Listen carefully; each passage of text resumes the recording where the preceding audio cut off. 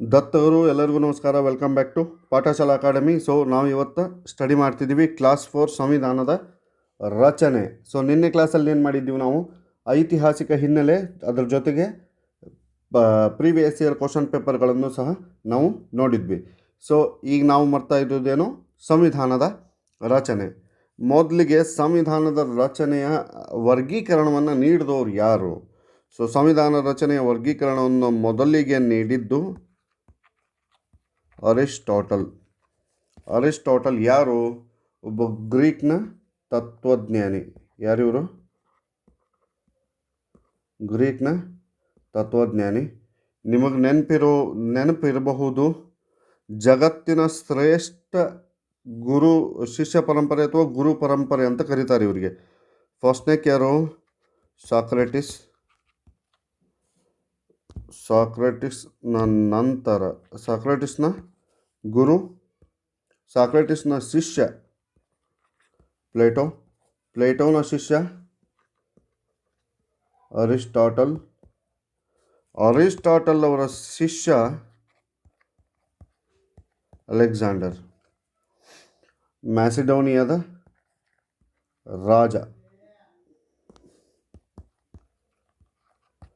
ಇಡೀ ಜಗತ್ತನ್ನೇ ಗೆಲ್ಲಬೇಕು ಅಂತ ಹೋದಂಥ ರಾಜ ಭಾರತದಿಂದ ವಾಪಸ್ ಹೊಳ್ಳಿ ಸಾಕಪ್ಪ ಅಂತಂದು ಅವ್ರು ಏನು ಆರ್ಮಿ ಇರ್ತೈತಲ್ಲ, ಆರ್ಮಿ ಇವ್ರ ವಿರುದ್ಧ ದಂಗೆ ಎದ್ದಿದ್ದಕ್ಕೆ ಏನು ಮಾಡ್ತಾರೆ, ಹೊಳ್ಳಿ ಹೊಕ್ಕಾರ. ಸೊ ಇವರ ಅಲೆಕ್ಸಾಂಡರ್ನ ಗುರುಗಳಾದಂಥ ಅರಿಸ್ಟಾಟಲ್ ಅವರು 158 ದೇಶಕ್ಕೂ ಹೆಚ್ಚಿನ ಅವಾಗಿನ ಸಂವಿಧಾನವನ್ನು ಓದಿ, ಅದಾದಮೇಲೆ ಅದರ ವರ್ಗೀಕರಣವನ್ನು ಮೊಟ್ಟ ಮೊದಲಿಗೆ ಇವರು ಯಾರೋ ಅರಿಸ್ಟಾಟಲ್ ಅವರು ಮಾಡ್ತಾರೆ. ಸೊ ಇನ್ನು ನಮ್ಮ ಭಾರತದ ಬಗ್ಗೆ ಬಂದರೆ, ಪ್ರಪ್ರಥಮವಾಗಿ 1934ರಲ್ಲಿ ಎನ್ ರಾಯ್ ಇವ್ರೇನು ಮಾಡ್ತಾರೆ, ಭಾರತಕ್ಕೆ ಸಂವಿಧಾನ ರಚನಾ ಸಮಿತಿ, ಯಾವುದೋ ಸಂವಿಧಾನ ರಚನಾ ಸಮಿತಿಯ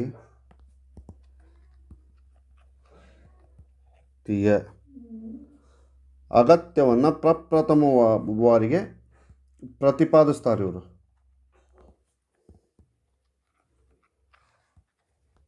ಯಾರು? ಎನ್ ರಾಯ್ ಅವರು. ಇನ್ನು 1938ರಲ್ಲಿ ನೆಹರೂರವರು ಸಹ ಕಾಂಗ್ರೆಸ್ನ ಪರವಾಗಿ ಸಂವಿಧಾನದ ರಚನೆ ಬಗ್ಗೆ ಪ್ರಸ್ತಾಪ ಮಾಡ್ತಾರೆ. ಬ್ರಿಟಿಷರು ಇದನ್ನು 1940 ಆಗಸ್ಟ್ ಕೊಡುಗೆ ಅಂತ ಏನೈತಲ್ಲ, ನಾವು ಸ್ಟಡಿ ಮಾಡಿದ್ವಿ, ಅದರೊಳಗೆ ಆಲ್ರೆಡಿ ಇದಕ್ಕೆ ಒಪ್ಪಿಗೆಯನ್ನು ಕೊಟ್ಟಿರ್ತಾರೆ. ಅವರು ಒಪ್ಪಿಗೆ ಕೊಟ್ಟಿರ್ತಾರೆ. ಆದರೆ ಏನಾಗ್ತದೆ, ಅವು ಆಗಸ್ಟ್ ಒಪ್ಪಿಗೆನೂ ಜಾರಿಗೆ ಬರೋದಿಲ್ಲ. ತದನಂತರ 1942 ಕ್ರಿಪ್ಸ್ ಆಯೋಗ, ಇದು ಜಾರಿಗೆ ಬರೋದಿಲ್ಲ. ಫೈನಲ್ ಆಗಿ ಕ್ಯಾಬಿನೆಟ್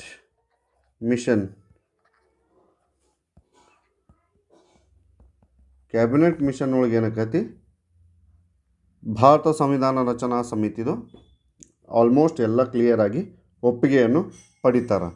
ಸೊ ಒಪ್ಪಿಗೆ ಪಡೆದ ಮೇಲೆ 1946 ಜುಲೈ ಒಳಗೆ ಏನು ಮಾಡ್ತಾರೆ, ಪರೋಕ್ಷವಾಗಿ ಅಭ್ಯರ್ಥಿಗಳನ್ನು, ಪರೋಕ್ಷ ಚುನಾವಣೆ, ಈಗ ನಾವು ಏನು ಮಾಡ್ತೀವಿ, ಪರೋಕ್ಷ ಚುನಾವಣೆ ಮೇಲೆ ಅಭ್ಯರ್ಥಿಗಳನ್ನು ಆರಿಸ್ತಾರೆ, ಅಂದ್ರೆ ಗೆಲ್ಲಿಸ್ತಾರೆ. ಸೊ ಅವ್ರು ಗೆದ್ದ ಮೇಲೆ ರಚನಾ ಸಮಿತಿ ಸ್ಟಾರ್ಟ್ ಆಗ್ತೈತಿ. ಇದಕ್ಕೆ ಒಟ್ಟು 389 ಸದಸ್ಯರುಗಳನ್ನು ಹೊಂದಿತ್ತು ಯಾವುದು ರಚನಾ ಸಮಿತಿ. ಯಾರ್ಯಾರು? ಅದರೊಳಗೆ 296 ಮಂದಿ ಬ್ರಿಟಿಷ್ ಭಾರತದಿಂದ, ಅಂದ್ರೆ ಯಾವ ಭೂಪ್ರದೇಶವನ್ನು ಬ್ರಿಟಿಷರು ಆಳ್ತಿದ್ರಲ್ಲ ಅಲ್ಲಿಂದ ಸೆಲೆಕ್ಟ್ ಆಕಾರ. ಅದಾದಮೇಲೆ ದೇಶೀಯ ಸಂಸ್ಥಾನಗಳಿಂದ 93 ಮಂದಿ ಏನಕ್ಕಾರ ಆಯ್ಕೆ ಆಗ್ತಾರೆ. ದೇಶೀಯ ಸಂಸ್ಥಾನಗಳು ಅಂದ್ರೆ ಈಗ ಮೈಸೂರು, ಹೈದರಾಬಾದು, ನಿಜಾಮ, ಬನಾರಸ್, ಪಟಿಯಾಲ ಅಂಬೋರು ಇವು ಎಲ್ಲದರಿಂದನೂ ಎಷ್ಟು ಜನ 93 ಜನ ಸೆಲೆಕ್ಟ್ ಆಗ್ತಾರೆ.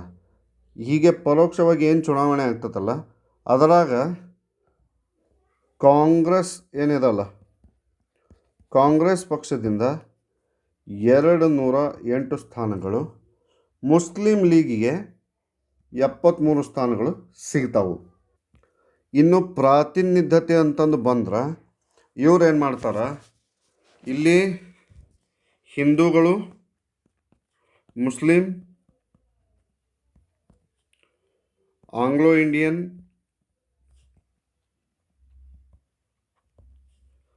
ತದನಂತರ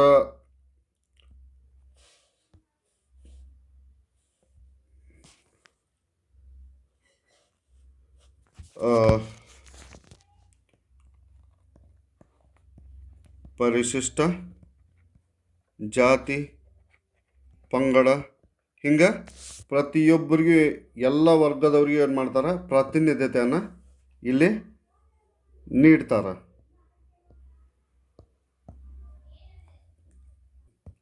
ಇನ್ನು ನಮ್ಮ ಕರ್ನಾಟಕದಿಂದ ಯಾರ್ಯಾರು ಹೋಗಿದ್ರು, ಯಾರ್ಯಾರು ಸೆಲೆಕ್ಟ್ ಆಗಿದ್ರು ಕರ್ನಾಟಕದಿಂದ ಯಾರ್ಯಾರು ಇದ್ದರು, ಇದು ಇಂಪಾರ್ಟೆಂಟ್ ಆಗ್ತದೆ. ಸೊ ಮೊದಲಿಗೆ ಮೈಸೂರು ಏನು ನಮ್ಮ ಸಂಸ್ಥಾನ ಅದ, ಅಲ್ಲಿಂದ ಯಾರ್ಯಾರು, ಕೆ ಸಿ ರೆಡ್ಡಿ ಅಂದರೆ ಕೆ ಚಂಗಾಲರಾಯ ರೆಡ್ಡಿ, ಎರಡನೇದಾಗಿ ಟಿ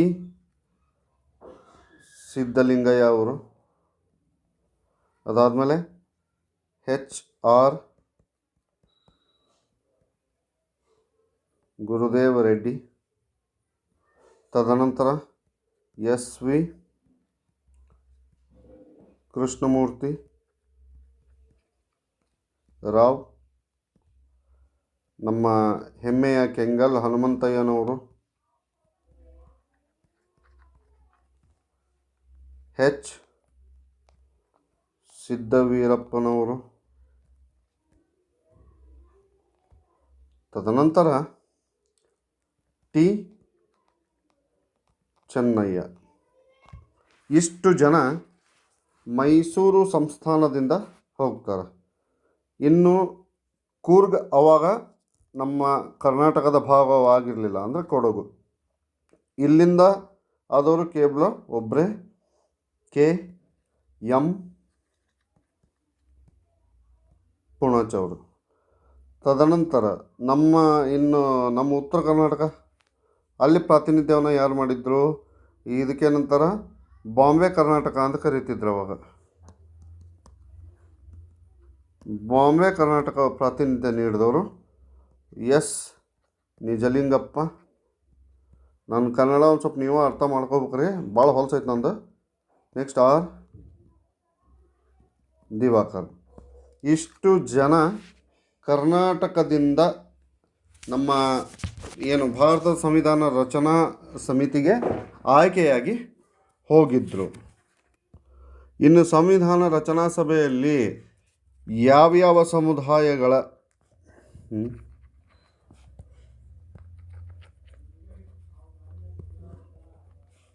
ಗಳನ್ನು ಪ್ರತಿನಿಧಿಸಿದವರಿದ್ದರು, ಇದು ಏನಾಕತಿ ಇಂಪಾರ್ಟೆಂಟ್ ಆಕತಿ.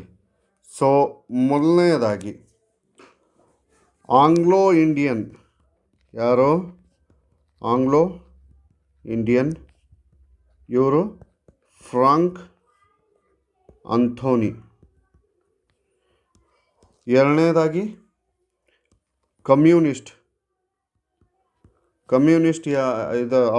ಇದರಿಂದ ಯಾರು ಬಂದರು, ಸೋಮನಾಥ್ ಲಹರಿ. ಮೂರನೇದಾಗಿ ಪರಿಶಿಷ್ಟ ಜಾತಿಯಿಂದ ಡಾಕ್ಟರ್ BR ಅಂಬೇಡ್ಕರ್ ಸರ್.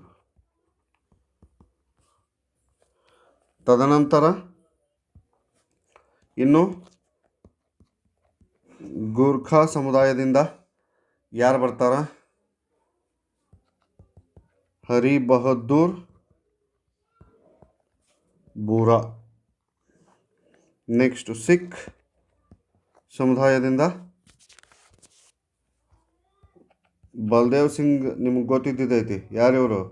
ತಾತ್ಕಾಲಿಕ ಸರ್ಕಾರದೊಳಗೆ ರಕ್ಷಣಾ ಸಚಿವರಾಗಿದ್ದರು. ನೆಕ್ಸ್ಟು ಹುಕುಮ್ ಸಿಂಗ್ ಅವರು, ಇವರಿಗೆ ಸರ್ದಾರ್ ಅಂತ ಕರೀತಾರೆ, ಸರ್ದಾರ್ ಹುಕುಮ್ ಸಿಂಗ್. ಇವರು ಸರ್ದಾರ್ ಬಲ್ದೇವ್ ಸಿಂಗ. ಅದಾದಮೇಲೆ ಸರ್ದಾರ್ ಉಜ್ವಲ್ ಸಿಂಗ್ ಅವರು. ಇನ್ನು ನೆಕ್ಸ್ಟ್ ಸಮುದಾಯ ಯಾವುದು? ಕ್ರೈಸ್ತ ಸಮುದಾಯ. ಕ್ರೈಸ್ತ ಸಮುದಾಯದೊಳಗೆ ಎಸ್ ಸಿ ಮುಖರ್ಜಿ, ಅದಾದಮೇಲೆ ರಾಜ್ಕುಮಾರಿ, ಅದಾದಮೇಲೆ ಅಮೃತ್ ಕೌರ್, ಲಾಸ್ಟಿಗೆ ಜಾನ್ ಮಥಾಯ್. ಇನ್ನು ಕಡೆಯದಾಗಿ ಮುಸ್ಲಿಂ ಸಮುದಾಯ. ಮುಸ್ಲಿಂ ಸಮುದಾಯದಲ್ಲಿ ಇಸ್ಮಾಯಿಲ್ ಖಾನ್,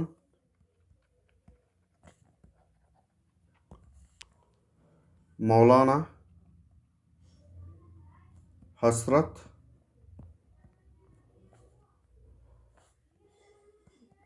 ಮುಹಾನಿ ಬೇಗಂ, ರಾಸುಲ್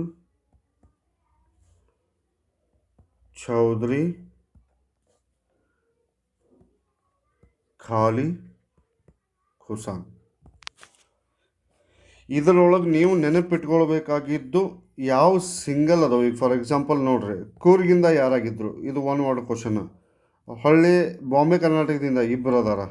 ಇಲ್ಲಿ ಸಮುದಾಯ ಫ್ರಾಂಕ್ ಆಂಥೋನಿ, ಸೋಮನಾಥ್ ಲಹರಿ, ಅಂಬೇಡ್ಕರ್ ಸರು, ಹರಿ ಬಹದ್ದೂರ್ ಇವರು ಗೋರ್ಖಾ ಸಮುದಾಯದಿಂದ ಬೂರಾ ಅವರು. ಇವ್ರು ಏನಕ್ಕಾರ ಮ್ಯಾಚ್ ದ ಫಾಲೋವಿಂಗ್ ಒಳಗೆ ಕೊಟ್ಟರು ಅಥವಾ ನಿಮ್ಗೆ ಫೈಂಡ್ ಔಟ್ ಮಾಡಿರಿ ಯಾರು ಅಂತ ಕೇಳಿದಾಗ ಒನ್ ವರ್ಡ್ ಕ್ವಶನ್ ಒಳಗೆ ಭಾಳ ಅಂದ್ರೆ ಭಾಳ ಹೆಲ್ಪ್ ಆಕಾರ ಅವರು. ಹಾಗಾಗಿ ಅದನ್ನೊಂಚೂರು ಕಾನ್ಸಂಟ್ರೇಟ್ ಮಾಡಿ ನೋಡ್ಕೋರಿ ಅಂತ ಹೇಳ್ತಾ, ಇನ್ನು ಇಷ್ಟು ಜನ ಆದ್ರಲ್ಲ, ಇದಾದಮೇಲೆ ಏನಕತಿ? ಮೊದಲನೆಯ ಸಭೆ ಯಾವಾಗ ಕರೀತಾರ? ಮೊದಲನೇ ಸಭೆಯನ್ನು ಕರೆದಿದ್ದು 9/12/1946 ಕರೀತಾರೆ ಆದರೆ ಇಲ್ಲೇನಕತಿ ಮುಸ್ಲಿಂ ಲೀಗ್ ಇದ್ರದ್ದು ಒಟ್ಟು ಇವ್ರಿಗೆ ಸಮಾಧಾನ ಇರೋದಿಲ್ಲ. ಮುಸ್ಲಿಂ ಲೀಗ್ ಏನು ಮಾಡ್ತಾರೆ? ಪ್ರತ್ಯೇಕ ಪಾಕಿಸ್ತಾನದ ಬೇಡಿಕೆಯನ್ನು ಇಟ್ಟು ಇವರು ಈ ಸಭೆಯನ್ನು ಬಹಿಷ್ಕರಿಸ್ತಾರೆ.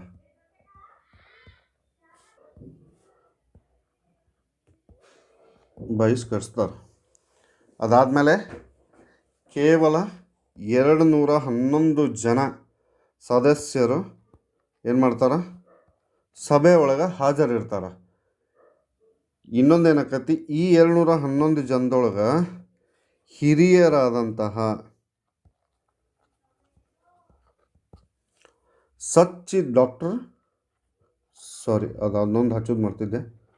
ಸಚ್ಚಿದಾನಂದ ಸಿನ್ಹಾ ಇವರನ್ನು ತಾತ್ಕಾಲಿಕ ಅಧ್ಯಕ್ಷರಾಗಿ, ಇದು ಭಾಳ ಇಂಪಾರ್ಟೆಂಟ್ ರೀ, ತಾತ್ಕಾಲಿಕ ಅಧ್ಯಕ್ಷರು ಇವರು, ಖಾಯಂ ಅಲ್ಲ, ನೆನಪಿರಲಿ, ಇದು ಮೊದಲನೇ ಸಭೆ.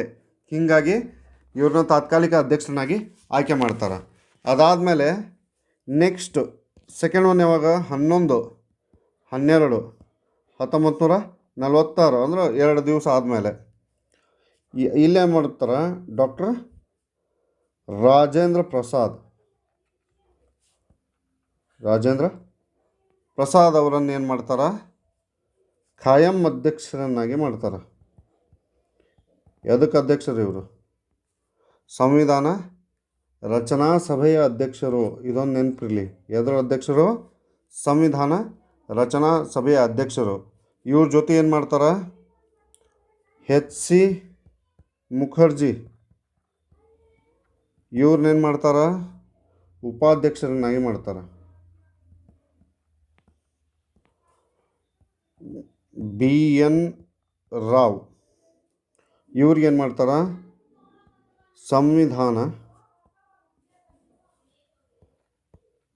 ರಚನಾ ಸಮಿತಿ ಏನೈತಲ್ಲ,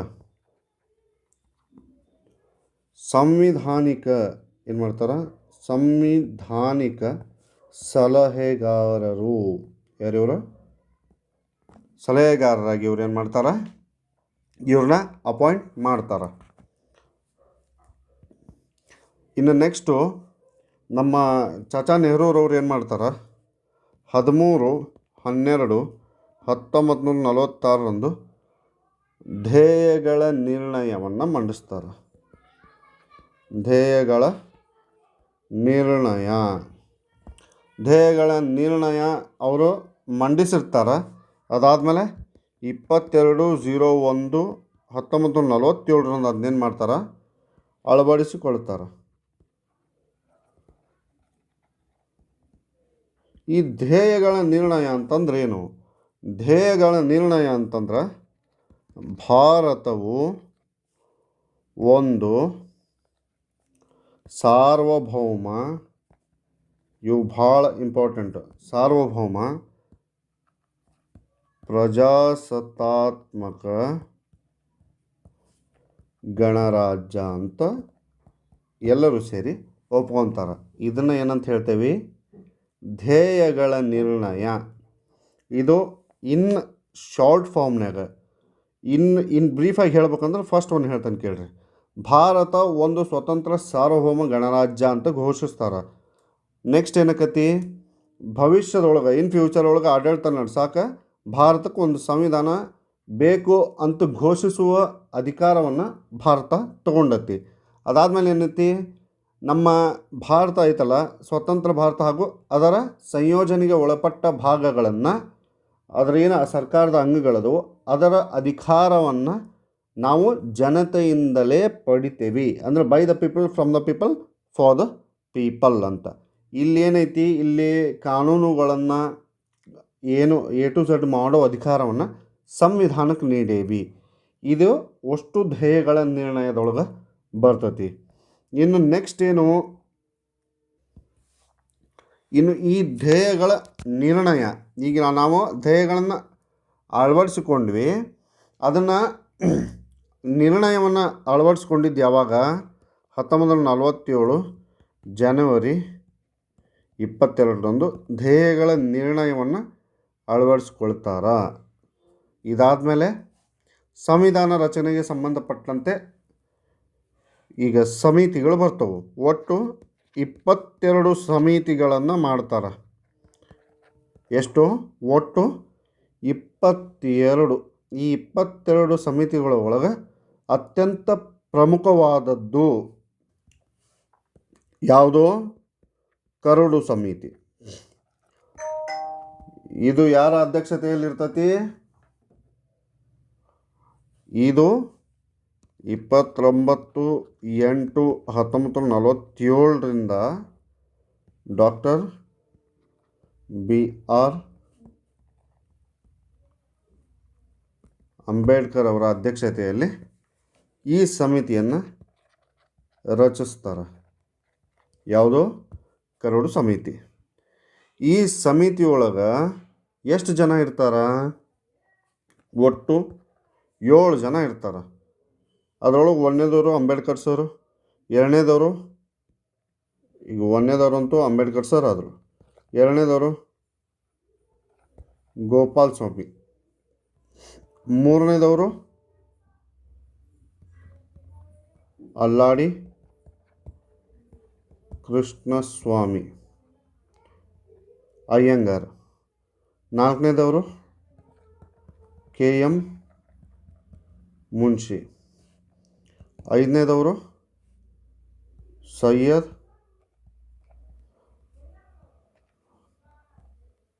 ಮೊಹಮ್ಮದ್ ಸಾದುಲ್, ಆರನೇದವರು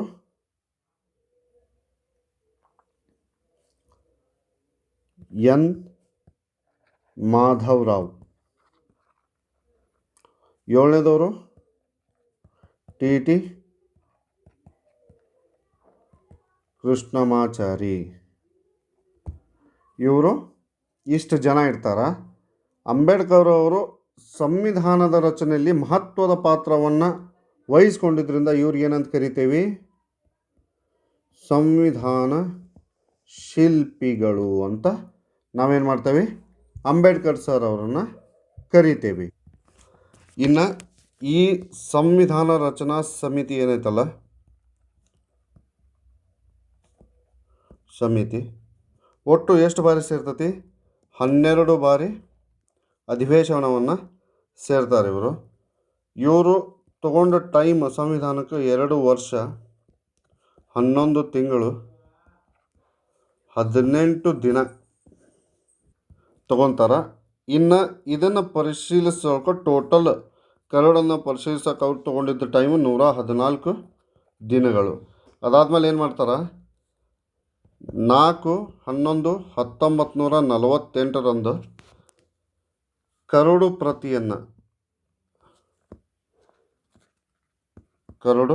ಪ್ರತಿಯನ್ನು ಸಂವಿಧಾನದ ರಚನಾ ಸಮಿತಿ ಮುಂದೆ ಇಡ್ತಾರೆ. ಅದನ್ನು ಸುದೀರ್ಘವಾಗಿ ಚರ್ಚೆಯಾದ ನಂತರ 26/11/1949 ಏನು ಮಾಡ್ತಾರೆ? ಸಂವಿಧಾನವನ್ನು ಅಂಗೀಕರಿಸ್ತಾರೆ. ಜಾರಿ ಬರೋದಿಲ್ಲ, ನೆನಪಿರಲಿ. ಸಂವಿಧಾನವನ್ನು ಅಂಗೀಕರಿಸಿದ್ದು 26/11/1949. ಬಟ್ ಜಾರಿಗೆ ಬಂದಿದ್ದು ಯಾವಾಗ? ಜಾರಿಗೆ ಬಂದಿದ್ದು 26 ಜನವರಿ 1950. ಅಂದಿನಿಂದ ನಾವೇನಂತ ಆಚರಿಸ್ತೇವೆ? ಭಾರತದ ಗಣರಾಜ್ಯೋತ್ಸವ ಅಂತ ನಾವು ಅದನ್ನೇನು ಮಾಡ್ತೇವೆ? ಆಚರಿಸ್ತೇವೆ. ಅಂದ್ರೆ ನಮಗೆ ನಾವು ಸಂವಿಧಾನವನ್ನು ಆ ದಿವಸ ಜಾರಿಗೆ ತಂದ್ಕೊಂಡ್ವಿ. ಸಂವಿಧಾನ ಯಾಕೆ ಜಾರಿಗೆ ತಂದ್ಕೊಂಡ್ವಿ? ಅದು ಪ್ರಜೆಗಳಿಂದ ಪ್ರಜೆಗಳಿಗಾಗಿ, ಪ್ರಜೆಗಳಿಗೋಸ್ಕರ, ಪ್ರಜೆಗಳೇ ದೇಶವನ್ನು ನಡೆಸುವಂಥ ಒಂದು ಮೂಲ ಸ್ಮೃತಿಯಾಗಿದ್ದರಿಂದ ಅದನ್ನು ಯಾವಾಗ ಜಾರಿಗೆ ತಂತು? 26/1/1950 ಜಾರಿಗೆ ಬಂತು. ಇನ್ನು ನೀವು ನೆನ್ಪಿಟ್ಕೊಳ್ಬೇಕಾಗಿದ್ದ ಮೇನ್ ಇದು ಏನಂದ್ರೆ, ಫಾರ್ ಎಕ್ಸಾಂಪಲ್ ಇಲ್ಲೇ ಐತಿ, ಅಂಗೀಕಾರ ಆಗಿದ್ದು 26/11/49. ಬಟ್ ಅದನ್ನು ಕಾಯ್ದೆಯನ್ನಾಗಿ ಮಾಡಿದ್ದು ಅಥವಾ ಅದನ್ನು ಏನದು ನಮ್ಮ ಗಣರಾಜ್ಯವನ್ನಾಗಿ ಮಾಡಿ ಸಂವಿಧಾನವನ್ನು ಜಾರಿಗೆ ತಂದಿದ್ದು 1950 ಜನವರಿ 26ಕ್ಕೆ ತರ್ತಾರೆ. ಇದೇ ಡೇಟ ಯಾಕೆ ಸೆಲೆಕ್ಟ್ ಮಾಡಿದರು ಅನ್ನೋದೊಂದು ಸಣ್ಣ ಡೌಟ್ ಇದ್ದೇ ಇರ್ತೈತಿ. ಯಾಕಂದ್ರೆ ನವಂಬರ್ ಒಳಗೆ ಮಾಡಿಬಿಡ್ಬಹುದಿತ್ತಲ್ಲ, ಅವಾಗ ಯಾಕೆ ಮಾಡಲಿಲ್ಲ ಅಂದರೆ ಇದನ್ನು ತರೋ ಮೇನ್ ರೀಸನ್ ಏನಪ್ಪ ಅಂತಂದ್ರೆ, ಈ ಡೇಟಿಗೆ ಯಾಕೆ ತರ್ತಾರ ಅಂತಂದ್ರೆ 26/1/1930 1930 ಏನು ಮಾಡ್ತಾರೆ ಇವರು? ಭಾರತೀಯ